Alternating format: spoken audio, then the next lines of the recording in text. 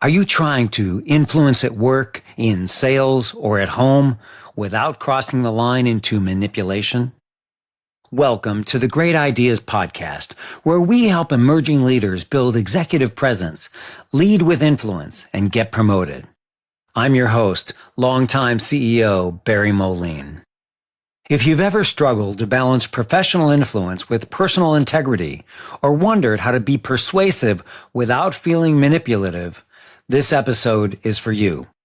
Brian Ahearn, a Cialdini Method Certified Trainer, shares a remarkable journey that connects behavioral science with biblical principles, offering a new way to think about how we ethically influence others in both our work and personal lives. You'll discover how Cialdini's principles of persuasion, like reciprocity, liking, and unity, can deepen relationships and enhance communication without crossing ethical lines. Second, you'll hear how Brian's new book blends timeless spiritual truths with modern psychology to help people of faith influence with authenticity. And finally, learn how the power of persuasion can improve both professional success and personal happiness, from raising children to building community and beyond. Let's explore how influence and integrity can work hand in hand, and how doing so can transform not only your career, but your life. Let's get into it. Welcome, Brian. Hey, it's great to be with you, Barry. I've been looking forward to this conversation. Awesome. Well, Brian, you have been involved with the Cialdini Institute for quite a while. As I mentioned in the introduction, you're a Cialdini Method Certified Trainer. And can you explain what that is and how you got started with the Institute? Okay, well, I'll start with how I got started leading into that. I would say that my coming in contact with Dr. Cialdini was the second best happy accident of my life. First best was meeting my wife. We started work on the same day right out of college. But meeting Dr. Cialdini was completely by chance. A coworker who was studying for her master's at the Ohio State University saw a presentation Dr. Cialdini had given at Stanford. And this was back in, I think, 2003. Well, she came down and she gave the video to my boss and I. And right away, Barry, when I started watching it, the light bulb came on, because my first thought was the psychology that he's talking about explains all of selling. And I was involved in sales training. The second thing that stood out was it was all research-based. This wasn't motivational hype or fluff or look what I've done, you can do this too. I could just show the evidence and what an impact it would make. And the third thing that stood out was his stance on ethics. He was very clear about doing this in non-manipulative ways, influencing people without manipulation. Well, I signed up for Stanford's marketing. They had a lot of other tremendous resources, but at some point, one of their flyers hit my desk. And as I'm flipping through that, and then I see Cialdini's picture, big picture of him, and it says at the top, bestseller. And right underneath it in bold letters, call it influence, persuasion, or even manipulation. And I just thought, I cannot believe they actually use that word to describe his work, because he's so clear about non-manipulative ways. Well, the only thing I guess I can say is the moral part of me thought this needed to be addressed. So I emailed Stanford. And I basically said in the email, I don't know anybody who wants to be manipulated, and I don't know anybody who's looking to become a good manipulator. That word cannot be helping your sales, but it's probably really hurting them. Didn't hear from Stanford. But sometime later, my phone rang at work, and it was a representative from Influence at Work. Her name was Chris, and she said, I'm calling to thank you on behalf of Dr. Cialdini. You sent an email to Stanford, and because of that, they're changing the marketing of all of our materials. And I thought, wow, that is really cool. So we had this great conversation. Before we hang up, she said, Dr. Cialdini travels the world to speak about this, so if your company is ever looking for a guest speaker, and I said, well, you know what? I sit next to the woman who plans our events and books our speakers. Would you like to talk with her? So I made the transfer of the call. And the following year, summer of 2004, Dr. Cialdini was in Columbus, Ohio several times to address the insurance agents that represented our company. My boss and I went to Arizona. We went through the 2-day Principles of Persuasion workshop. And then I stayed on my boss for 3 years to allow me to go back and get certified. but I wasn't letting it go. And so finally, the company relented and sent me out to Arizona. This was early 2008. And I went through the certification process to become a Cialdini Method Certified Trainer. So that's the journey to get there. The certification process was pretty rigorous. You had to fill out an application and get accepted. You had to show that you had a market that was going to allow you to put on these workshops. Fortunately, working at the insurance company, I had a base of tens of thousands of agents to market this to. So I go to Arizona and I spend a week with Dr. Cialdini and his partner, Dr. Greg Neiter. So we really, those of us who were in that small class going through the certification, we got one-on-one teaching from Dr. Cialdini. He would literally talk about parts of the workshop, how he presents it, why he does. We did teach backs to him and Dr. Neiter. We had to take a 100-question psychology test to show that we were very proficient with the material. And even once we had done all of that, we still had to then put on our first workshop, which was audited by Dr. Neiter. And there were people, Barry, who got to that point and then didn't pass because Dr. Neiter didn't feel that they were handling the material in a way that was commensurate with Bob's expectations and his life's work. So it was a very rigorous process. But the really cool thing was that one-on-one time with Dr. Cialdini. And I'm very blessed to say he's not only a mentor, but he's a friend. So since that time, almost every single time I've been to Arizona, and it's been a lot, he and I have sat down for lunch or dinner or maybe breakfast and got to pick his brain on things and continue learning directly from him. Wow, that is a very interesting journey. And what's fascinating about it is that you got into it through sales, although there's so many other elements of what Dr. Cialdini has developed that don't really impact sales. It's about really walking out your door and interacting with the world. I guess I should say it's also coming back into that door and interacting with your world at home too. Absolutely. It's about interacting with everyone.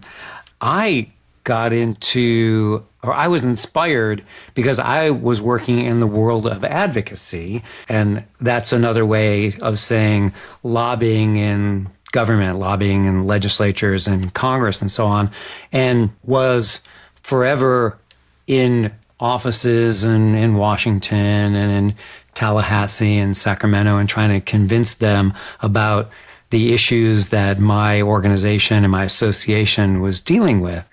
And there's so many different ways to approach advocacy, and I saw so much relevance in connecting with people in all the different ways that Dr. Cialdini has written and taught about, that it really connected with me there. And I guess I would say that fortunately, the Institute has evolved over time to provide more offerings to a wider swath of people, society. And I first heard of Dr. Cialdini on the NPR show, but it's also a podcast, Hidden Brain. Dr. Cialdini was interviewed. And I remember also that the show is an hour long, and Shankar Vedantam, the host, got to about 50 minutes and said, Bob, you're only halfway through talking about your principles of persuasion, and we've got to do another episode. So we're going to continue on, and we'll publish that separately. And they never do that. They never do that. And it was just so fascinating. I was completely wrapped.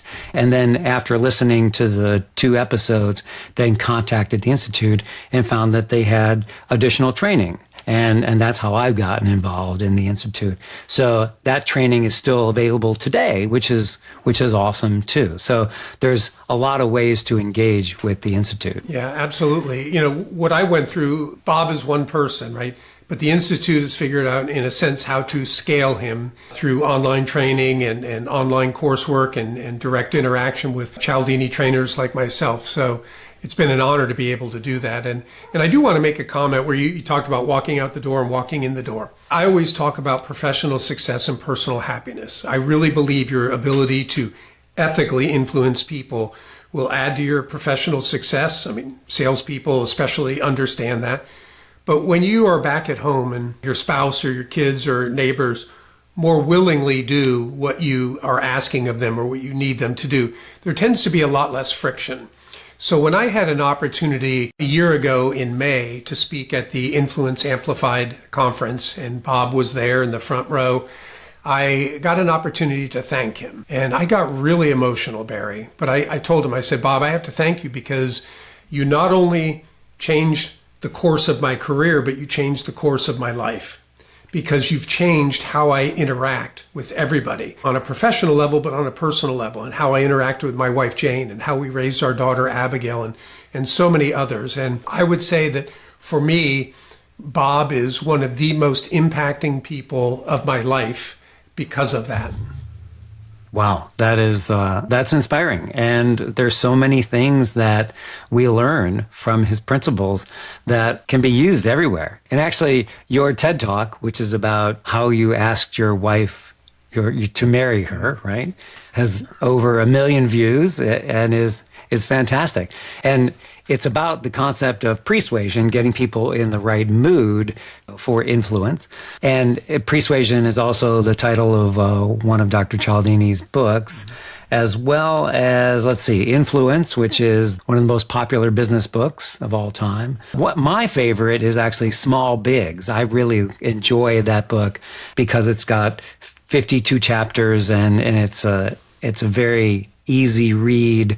Each chapter is a concept with great examples and so on. Is there another book that he's written? Any others? Well, he had, yes. I know about the 3. The book, yes, he co-authored 50 Scientifically Ways to Hear Yes. So that one came out many, many years ago. And that was interesting. I wrote in an example of how we were using his work at the insurance company, and it got published. And a really cool thing was, when I turned to that and I read my story and I flipped the page, there was another story there from somebody else in Columbus, Ohio. So I reached out to that person, and Christy and I have now been friends for like 15 years because of our connection to Dr. Cialdini. That's really cool. Well, you have taken what you've learned to another level. You've written 3 books, and you have another book coming out in October. And that book, Influenced from Above, Where Faith and Influence Meet. And I'd like you to talk about the book. It sounds like this is a combination of principles in your life, what you've learned from Dr. Cialdini, but as applied to some of the things that mean a lot to you in your core. Can you talk about your book? Sure.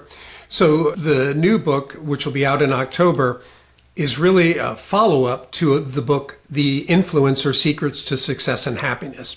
When I wrote that book, I challenged myself to say, could I write in a story format a story to teach people about these principles?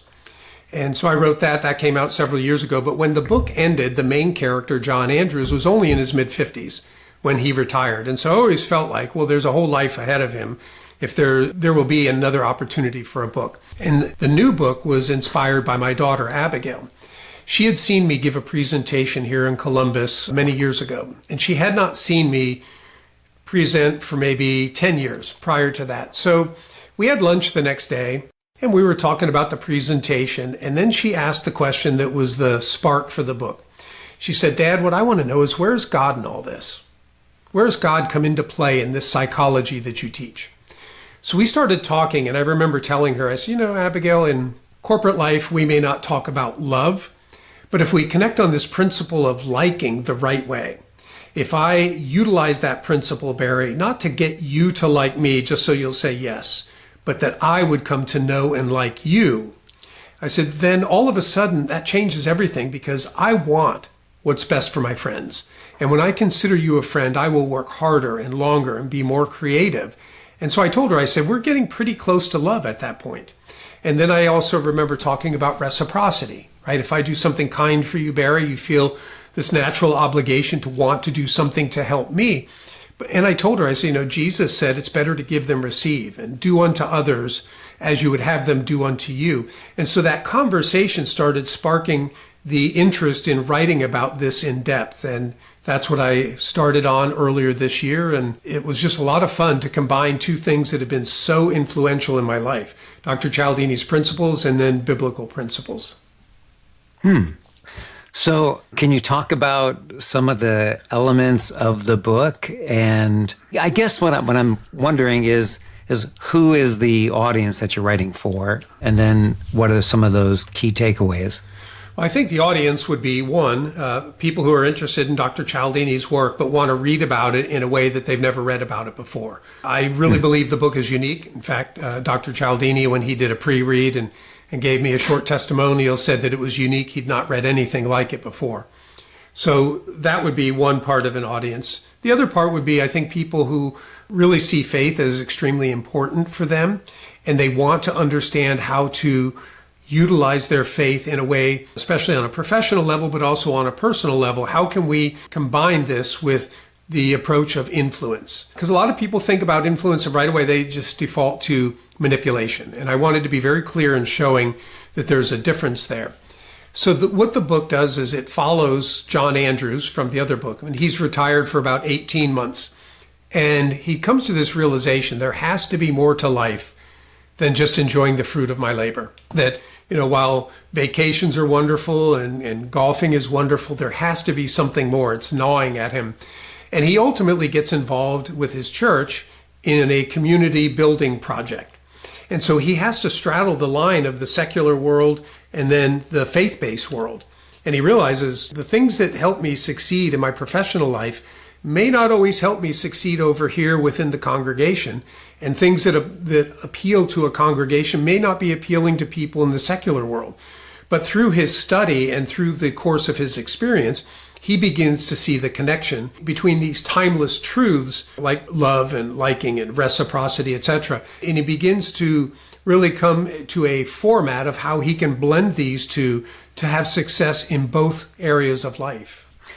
So I have a couple questions here. One is, how did you choose this story format? Obviously, you had written the previous book, but what do you like about this format that caused you to use it again? Well, as I said, I felt like he had a whole life ahead of him, and so I wanted to be able to continue that. And I think there's a lot of people that will not read, for example, my first book was like a business psychology, or they may not read a sales book, but they'll read a good story. That's why I wrote The Influencer. I was thinking about books like The Richest Man in Babylon, Go Giver, and other books like that are so hugely popular that take concepts and teach them in a story format. So I really felt like with the follow-up book, that was a perfect opportunity to blend these two things, Cialdini's principles and spiritual principles, into a story format to help readers understand that there doesn't have to be this dichotomy between what we do at work and what we do in our faith. I believe that science, the more we learn about human beings and how we think and behave and so many other parts of life come in and actually support a lot of those concepts that people learn in a faith-based community. A few more questions about the connection between faith and influence. And one is, faith is deeply personal. Mm-hmm. And I think that I look at faith as a continuum. I'm not sure where it starts and ends, but I suppose one way to look at it would be sort of atheism on one end, which is no belief in God. And then I'm not sure what's on the other end of the spectrum, but maybe it's God is a puppet master and we're just the puppet, I suppose. I'm not sure if that's quite accurate, but in between that may be the human element and how we interact with God and religion and so on. But nevertheless, some people think there's some God with some influence and others think there's God with a lot of influence and so on. So my question is, how did you approach that continuum to bring people into the story? Well, now, that assumes that continuum I described is accurate, and you can comment on that as well. Sure. Well, the interesting thing about the book, John has a foundation of faith, having grown up and gone to church, and so there are things that he recalls, but he never really stopped to think about how the two actually merged. And so through the course of his studies, he starts to, the light bulb comes on for him, where here's something he's learned about influence, and then here's something he's reading about faith, and he's like, oh, these things line right up. In fact, the Bible was written long before Dr. Cialdini came up with these principles. So there's all of these spiritual truths that support the things that Dr. Cialdini and others have come to realize through research and through experimentation. There are people within the book who are of different faiths. There are people in the book who have left their faith. And so he's having to interact with a wide variety of people who are antagonistic to faith, and for that sole reason don't want to see him or that church succeed in building a community center which is going to be open to all people. And so I think there's an opportunity even for somebody who might say, I don't believe in any of that stuff. I would encourage somebody to hopefully read it with an open mind and say, even if I don't believe in it, this sure is more than coincidence that some of these things have been spoken about for thousands of years, and here we are in 2025, and for decades, researchers like Cialdini, social psychologists, behavioral economists, have been doing these experiments that seem to be supported by these truths that have been with us almost since the beginning of humanity. Wow, that's interesting. And thanks for clarifying about how people will connect with the story coming at it from different perspectives on faith. Can you give some examples of how Dr. Cialdini's principles are tied to these spiritual truths that you talk about? Mm-hmm. Well, the two obvious ones that I mentioned at the beginning, liking, but approaching liking from a different level. So I'll say this, Barry, in my journey with Dr. Cialdini and his material, I was fascinated by it, so I wanted to become certified. I became certified and really saw the connection to helping insurance agents do a better job in selling their products and services. But then I started getting to a deeper level where I recognize these principles are just principles that human beings live by. And then I started getting deeper where I really grasped how important it was to engage the principle of liking. Again, that it's not about me getting you to like me. It's about me coming to know and like you. And that begins to change everything, because when you can sense that, hey, this guy Brian, he really cares for me, then my giving to you is not transactional, it's relational, right? Even if you have to say, well, no thanks, Brian, I don't think that's going to be for me. You're not looking at me as trying to get something out of you. You're looking at, hey, this is Brian. I know he cares for me. And so his offer comes from a good place. It's just maybe not the right offer. When I engage a principle like scarcity, right? We value things more if we think they're less available or they're becoming rare. I'm not using that to scare you into saying yes to me. You begin to recognize, because of our relationship, that I am sharing something with you that I really believe is in your best interest, and I don't want you to miss this opportunity, right? So again, it's not transactional, it's relational. And for me, that's why the principle of liking is kind of the foundation for all of Cialdini's principles. For those of us who are not in one and done type sales or personal interactions, it becomes so important because it changes the other person and how they receive your communication. So that was just a much deeper, profound level for me. But I really feel like now talking about this, because faith is the number one thing for me. I have a personal mission statement. I read or listen to it every day, and it starts right at the top. When I die, I want to hear God say, well done, good and faithful servant. And I do believe, Barry, that I can hear that by genuinely helping people enjoy more success in their profession and all the doors that opens, whether it's, getting your kid to college or retirement, all the good things that can come with success, but also on the personal happiness. That if people can come back and say, thank you, Brian, I'm enjoying so much more success at the office, or I get along so much better with my spouse or my kids because I'm putting into practice. So for me, it's now looking at it from an eternal perspective. I want to have an eternal impact on people. And I think, given my likes and skills and things like that, this is my way of doing it. It's not about going into ministry or doing other things. It's about connecting my passion with my faith and being able to genuinely express that to people, and hopefully having them receive it that way and experience all the benefits and joy that come with it. That's fascinating. Obviously the principle of liking that you described, and its connection to faith, it seems obvious from the element of we come into faith with an expectation in Christianity that Jesus loves us. I think in most faiths, the perspective of God is one of enduring love and outreach. And so therefore, those that practice that faith, we are just, I can't think of the right word. I want to say puppets is not the right word. We are God-like when we are acting like God. And so when we internalize our religion and then act to others in that way, in that loving way, then we are not only acting with our faith, but also through that principle of liking, right? Or we might take it a step further through a principle of loving and that outreach. So I can see so clearly how there's a strong connection. And I think that from the perspective of the faithful, we never think about what the value is or what the scientific meaning or result might be of that. We just do it. But through that Cialdini principle of liking, we understand, oh, wait, there's actually a positive outcome of this. It works in developing relationships. And whether you think about it or not, it works both ways. If we don't think about it, if we're just acting in a godlike manner through our religion, then we're just transferring that love. If we're doing it and understanding it, let's say from a scientific perspective, we're still doing it.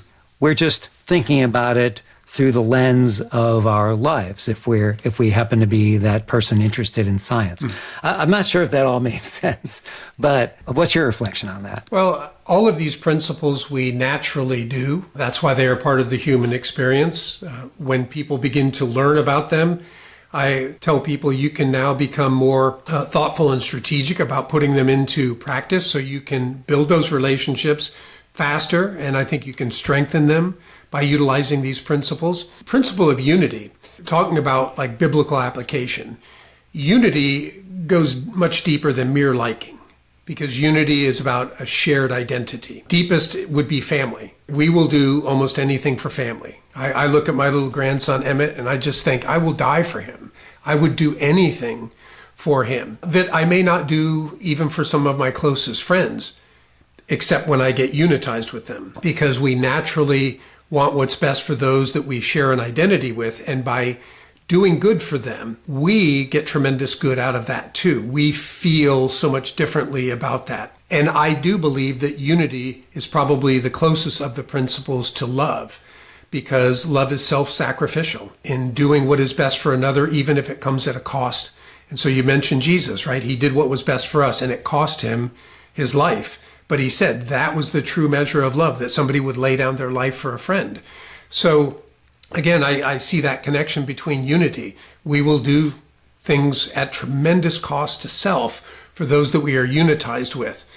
The more that we can find that shared humanity with other people, the more we will, in a sense, be unitized with them, and it will change to an even deeper level how we will choose to interact with those people. Huh. Yeah, really interesting. So there's something that we work with called the core motives model that's developed by Dr. Cialdini and Dr. Neidert. And briefly, the model is we want to improve our relationships, and there are ways to do that. We want to reduce uncertainty, to answer people's questions and inform them on whatever it is we're talking about and working with them on.